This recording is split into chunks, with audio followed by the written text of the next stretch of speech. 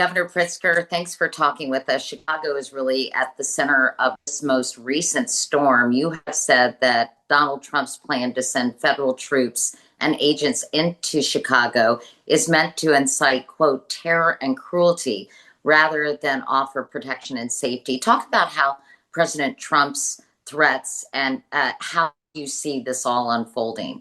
What they're trying to do is scare people and the entire community and incite protesters to show up on the streets and to interfere, which is a natural tendency if you're trying to save democracy, if you're somebody who cares about the future of the country, and you see these people abusing immigrants, abusing your neighbors and friends on the streets. It's a natural tendency to want to protect them.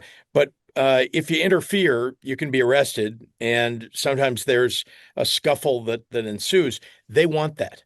That is what ICE, that is what Tom Homan, that is what Donald Trump wants, because they'll use that as proof that, well, we need to send troops in to protect ICE. And then those troops will be stationed all over the city of Chicago.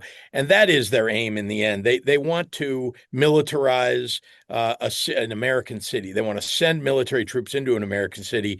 And again, the nefarious aims here are much longer term than just, dealing with crime. It's not about crime. What are the nefarious aims in your view? They're using crime as an excuse to get people used to the idea of troops on the ground in American cities, because if they're allowed to do that and they go unscathed or unchallenged in doing that, then guess what? When the elections get near, they're going to find other reasons to have American troops on the ground. And they have said, and Donald Trump has proven, that he would, in fact, interfere with elections. As you know, January 6th, he fomented all of that. He fomented the Stop the Steal movement. That's back in 2020.